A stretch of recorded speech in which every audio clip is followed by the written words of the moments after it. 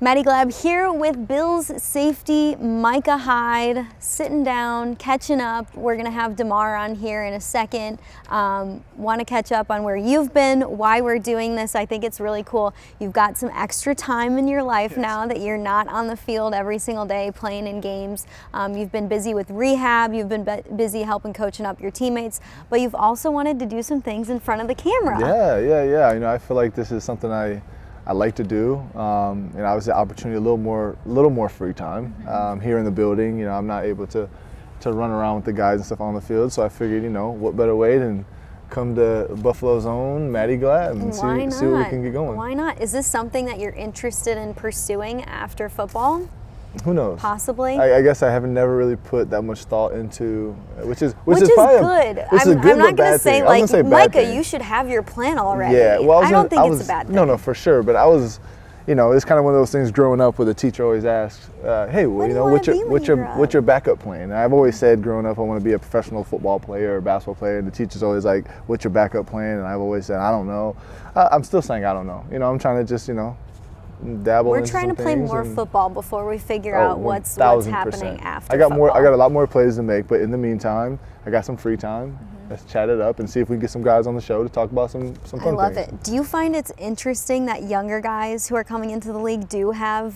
I feel like it's more common for younger players to be like, yes, I already have something going on the side, or I already kind of know what I want to do after my NFL career. Do you notice that, or is that just something that just comes with, you know, how the young kids are these days? You know, social media, there's different platforms they can have a following. We'll hear from Damar, and he talks about his Chasing M clothing brand that he has. Exactly. You know, there's you know, older guys on the team that also have that stuff, and maybe when they got into the league, they had ideas of what they wanted to do, but you know, I just feel like my whole career, especially, you know, from rookie year on, I was just trying to just make it. Let's just make it. Let's just see how far we can take this thing. And, you know, hopefully one day when I'm done, I'm able to, you know, get in front of the camera and hang out that way. Well, you've had an awesome career so far. Thank you. To be continued, because it's going to continue after you get healthy and after you get right. Speaking of getting healthy and getting right, how's the rehab been? I know you spoke to local media when you came back to Buffalo, which awesome that you're here through the season. How's rehab going? How's all of that? It's going good. It's going really good. First day was yesterday of running. I was able to run a little bit, get striding a little bit, which was big. I've been in the weight room a little bit. My lower body is going to be huge here soon because I've been doing lower body workouts. But Mike's doing squats. I'm doing squatting and stuff, and you know how Luther in the weight room has me doing lunges like 100. It's insane, but. It's been good. You know, I was away for about a month, and it was weird.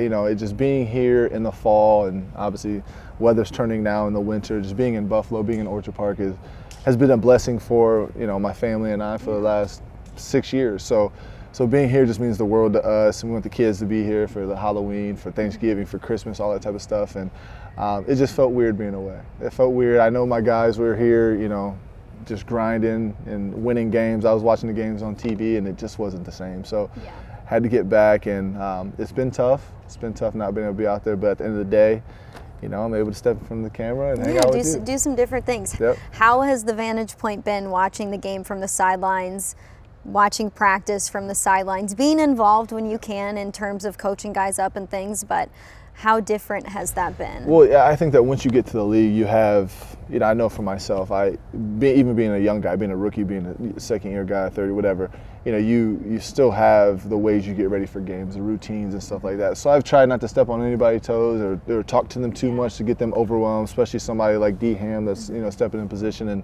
is doing an awesome job. I don't want to overwhelm them or anything, but I think being on the sideline has kind of opened up like a new something in my brain, you know. It just opened up a new thought process on how coaches kind of, you know, see things from the sideline. I've never really been on the sideline to know that. And you know, I was joking around with JB, our position coach, and our secondary coach, and I said, you know, you guys always come in at halftime. You guys always make it sound easy. Hey, they're doing this.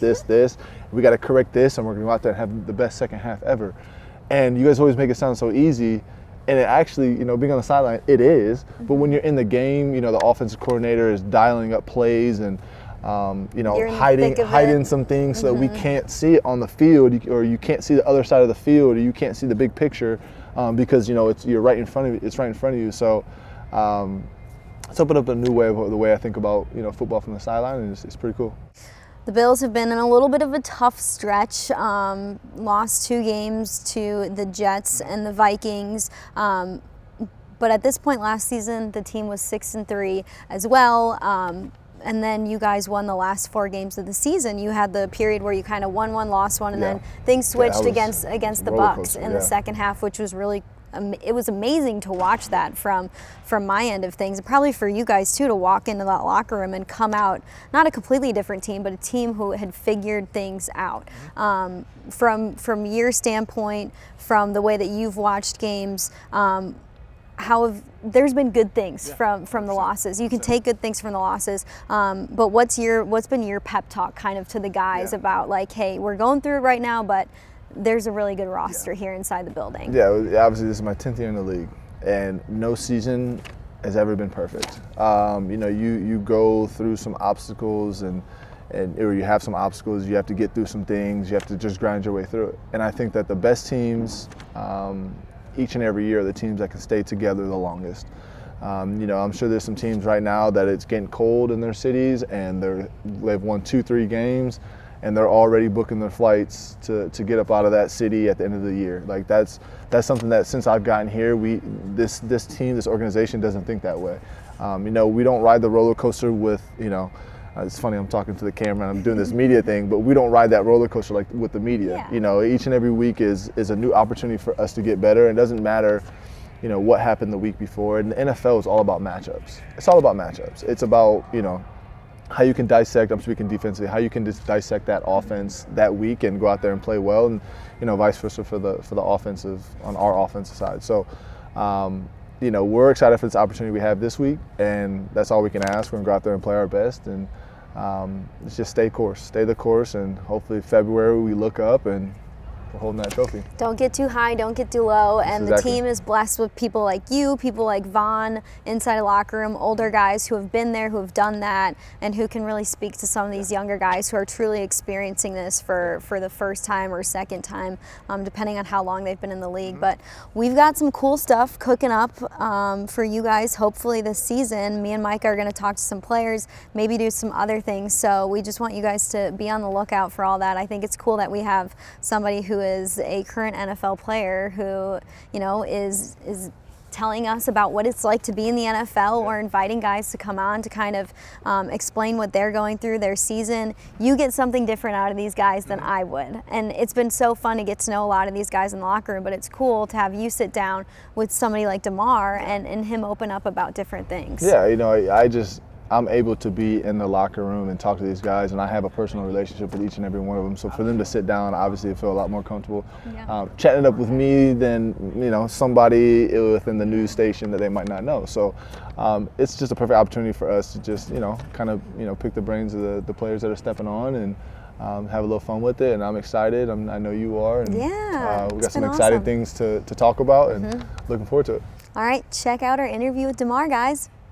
Maddy Glab and Micah Hyde sitting down with Damar Hamlin. Love having 2 members of the secondary here to kind of break down this season and get into your background, Damar. We're here to interview you and to talk about the season that you've had so far. And I think I know we hate to see players go out with injuries, right? Micah and Jordan Poyer have unfortunately been on the bad end of things this year in terms of missing games. But I think one of the bright spots, and we've heard the coaching staff talk about this, one of the bright spots is it gives a person like you an opportunity to get in there and start. You've started in a bulk of the games of this season, and you've done a great job in so many different ways. And opposing head coaches have said, beware of the safeties. They are better than you think they are. So what has your approach been as you've kind of been thrust and thrown into being a starting safety for the Bills here in your 3rd year? It's my 2nd year. Second year. Oh my gosh. See, I think you're older than you actually are. Yeah, but my approach has really been the same since I got here. Just trying to learn everything I can early on, and just trying to anticipate, my opportunity coming. So, from the moment I got here, I was trying to learn everything that I can, overload myself, because I knew it would stop at some point. As far as the things that we do, the system, and when I sat back, learned from people like this right here, which makes it 10 times easier. You know, just being able to see how it's done the right way at the highest level. It just made it that much easier for me to just plug and play and just, you know, find myself within the system as well. So not just from this year, but, you know, dating back, you're a 6th-round pick coming out of Pitt. You're a PA guy, which I'm an Ohio guy. So you know, we don't really, most people, you know, think that we're supposed to be butting heads, but, you know, once you got in the building, I can honestly say, you know, it's fun to watch you go out there and do what you have to do and make plays. So, you know, I guess what's your mentality going into each game, knowing that, you know, you're a 2nd-year guy. You know, I've been there before, young guy trying to learn from older guys. What's your mentality going into each game? Are you worried about one thing and that you're trying to improve on, or are you just going out there and trying to, you know, make some plays? I feel like my main focus going into a game is trusting my instincts. I watched the film all week. I got my reps in practice all week. I seen it. I know what's coming. You know, and that's my kind of style of play.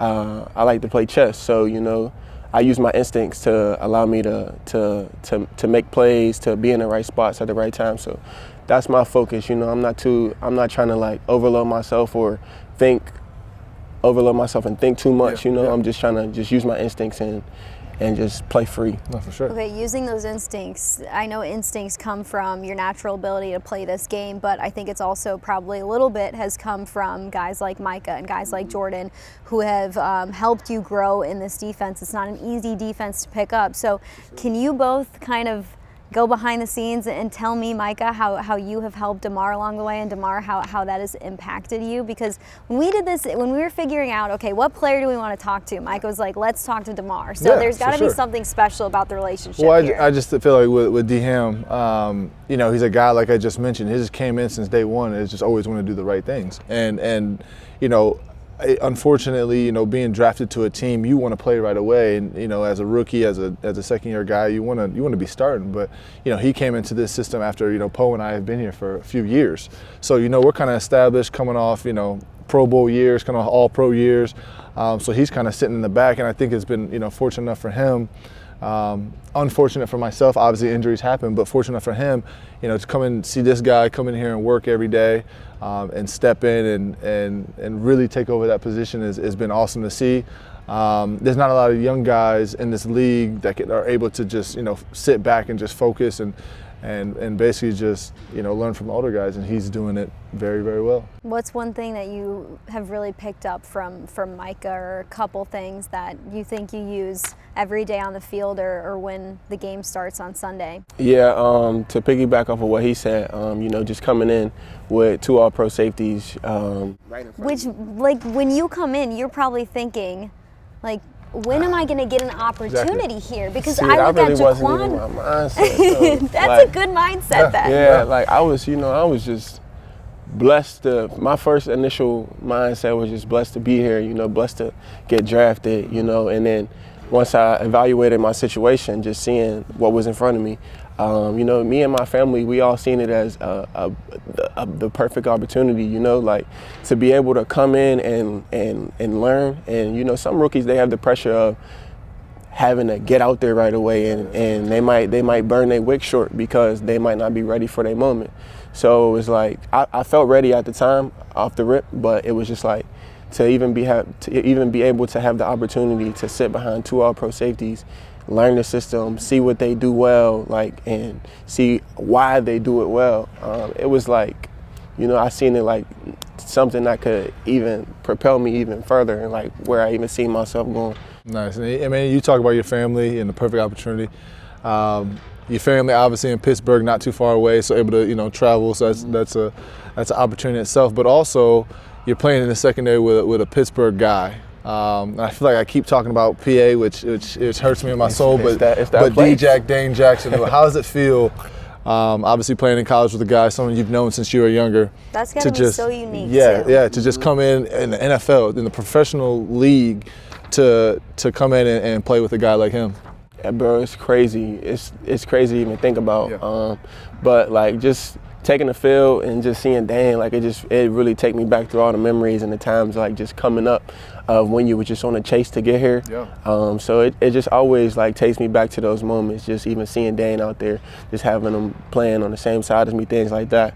And like we got natural chemistry off of each other. Like we play off each other well just from being around each other so long, you know. So like even without communication, we communicate always, but like even without communication, I'm able to play off of them and things like that. That's just like a small advantage, you know, that I feel like I have being able to play with somebody that I played with before and known so long and that I'm so close to.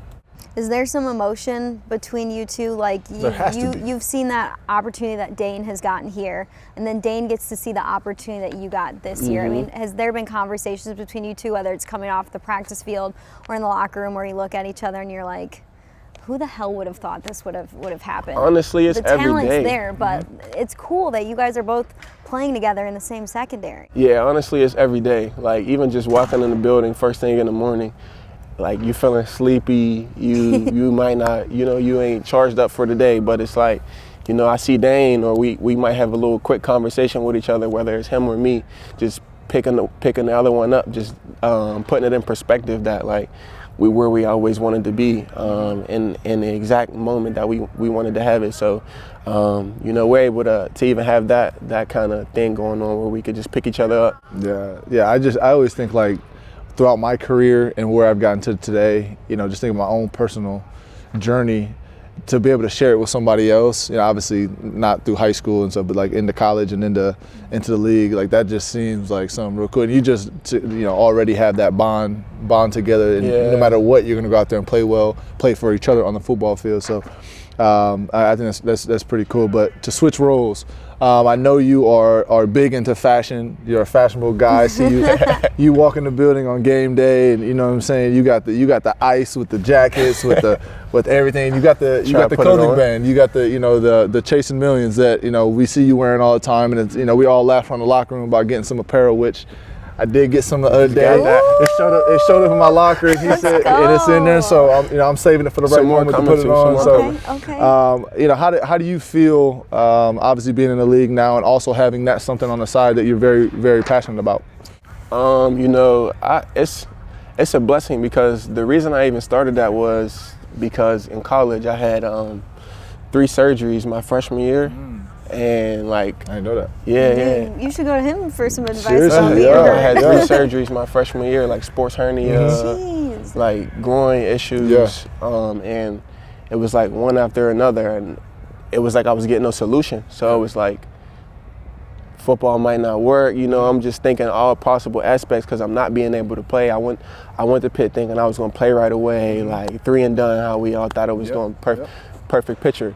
And then, you know, I was hit with those injuries, and it was kind of like I didn't know what to do at the time. So I was always using like Chasing Them as like a slogan through high school. It's just like something I would just hashtag on my pictures. And then so once I was going through that in college, I'm just like, you know, I'm gonna turn it into a clothing brand, because I was already like in the clothing and in the fashion and stuff like that. And then, you know, things turned around, and I just kept it going as far as like the clothing and stuff. So, you know, it's something that like takes me away from the game. You know how the game gives you that happy place on the field. It's something else that just allows me to just like detox from football, but also take me to the happy place to where I'm still focused and I'm still locked in, just trying to stay motivated, you know. So that's my mindset there. So how does D-Ham pick out his outfit for game day? Because you come in and you're rocking some good stuff. When I ask players about who has the most swag on the team, you've gotten brought up in that conversation. I'm in that top conversation. I should be. Have I been? Like, I don't know if you have. Really? I'm straight. Like, coming in with some fits. I'm straight. I'm sneaky with it every Diggs time. is always number 1. Yeah. And then you got Roger in the mix. Roger be fly. Yeah, he do. Damar, you're in the mix. Okay. I can't remember D-Ham, you definitely in the mix, man. I'm wondering. I got the dad swag. I'm wondering, like, do you actually pick out your clothes, or somebody else? You got somebody, a stylist? So look, this is the thing. You got to be honest, This is the thing. I have no stylist. And I feel like if you do have a stylist, New York City on Saturday. I ain't got it like that yet. Not yet. I feel like if you do have a stylist, you can't be considered in the top Oh. That's the thing. I respect that. You can't. I respect that. Somebody else is dressing you. Somebody else is dressing you. It's not your. That's a It's good not your point. style. It's That's a not good your point. style. I respect that a lot because I can easily say if I was a higher stylist, I would easily be in that top Yeah, five. you could be top Easily. 5. Like, All you got to do is thank whoever you. want. Yes, Yeah. thank you. Like you got guys like Saran, D Ham that don't have a stylist, but they're Saran's coming. always at the top of They're the coming list, in too. with some stuff, and it's not all designer stuff. It's Yeah. just how you put it together. You can how go to you put it Kmart and get a together. T-shirt, and if it looks right, Your style is your style. exactly. It's just about if other people like it, that can put you. That's what puts you in the top conversations. Yeah. But if you have a stylist, you cannot be considered in the top conversation. So are you an online shopaholic? Like how, because I appreciate that it's not all designer.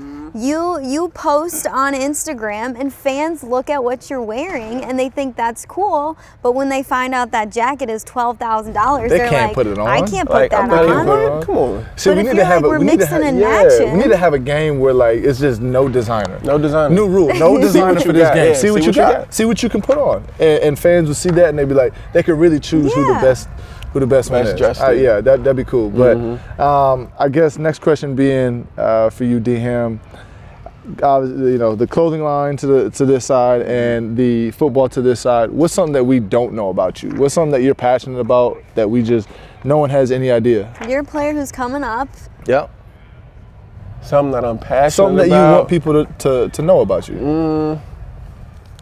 I mean, honestly, outside of the ball right now, outside of football, chasing M's. I mean, the only thing I could think of saying right now is I'm big on family. Like, I'm big on my family unit. Like, my mom, my dad, my little brother, like that's pretty much my whole world. Outside of any other thing going on, my life revolves around them. Like, I don't really do too much without my mom and dad's opinion.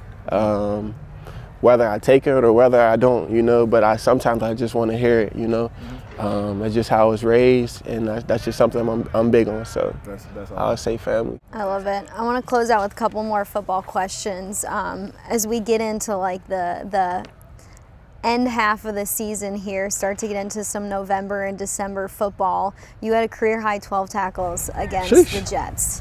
Before we get into the football. And I think even if fans watch the game back or are watching the game, I've noticed like you stand out in some plays. You stand out in run support in a lot of different ways. How fun has it been to get this opportunity, but to do something with it? Because you could get an opportunity and then you could have a couple games and then you're in and out of the lineup, but you've had consistency in what you've been able to put on film. So how has that felt just from like a joy standpoint of doing it? It's been amazing, Every game has been more fun and more fun as we go on, and just using preseason like this year, I really felt like I found myself and my style of play and like how I was going to go about my game, whenever I did get my opportunity. So I used preseason to kind of get it going, and then just get an opportunity to start. I just feel like I'm just trying to bring that same energy. Like that's how I've been playing my whole life. That's just how it is from where I'm from. You just play with energy, play with passion, run to the ball, make plays when the ball's in the air, and lead wherever you at. If you're a leader or if you ain't considered a leader, just lead wherever you at. And I feel like I'm still doing that. And then Micah, for you, how impressed have you been watching him from the sidelines? I know it's probably like not that you're the dad of the group, but you probably feel some sort of like, hey, I had a hand in this. Yeah, and, for sure. And it's cool to watch Damar go out there and flourish and stand out on film in a defense that I said, you guys know it's not easy to pick up. This is not this is not vanilla defense or vanilla offense that the Bills play here. It takes time, and you've helped him in that. So how impressed have you been? Yeah, it's been awesome these last couple of years. Just like I said, just seeing him come in.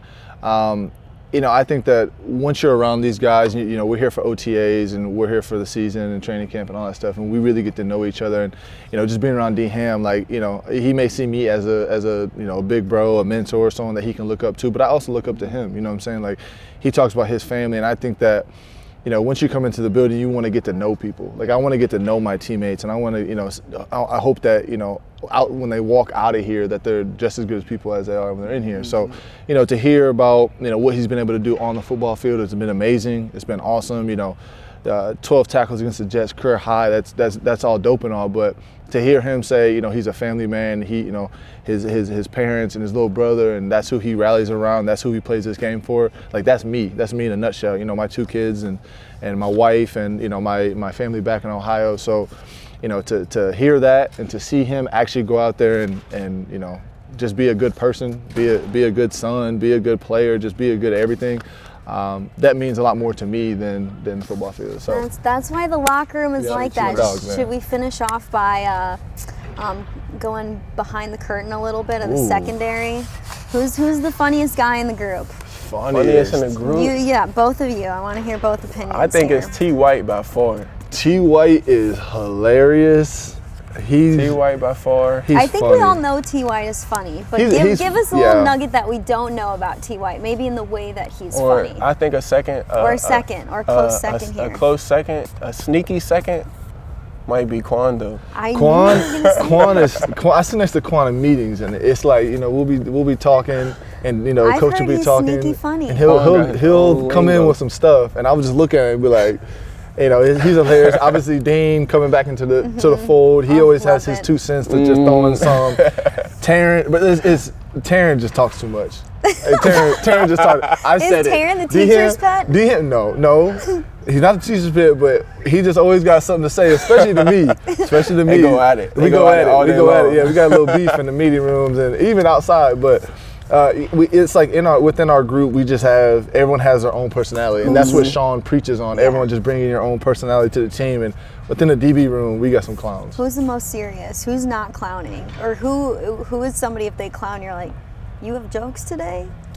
It's probably our rookie, CB. I probably heard CB say about 5 things. CB don't really say too much. He don't really say too much. But I'm gonna throw his business out there. Since we on it right now, I'm gonna throw his business out. Okay. I heard he can dance. Ooh. I heard he can dance. CB can dance. CB can dance like CB, like Breezy. That's what I hear. Breezy. Hey, that's what I hear. But we'll see. Hopefully, when we win the Super Bowl, I think he got a whole personality that he hiding from everybody right now. He just playing it cool. Yep. The rookie, he's trying to just. But that's how I was a little bit too, though. I was just trying to. Came out of your shell. Yeah. Who's the most well behaved? Who's the teacher's pet? Who's not gonna try and mess up in the film room or something like that?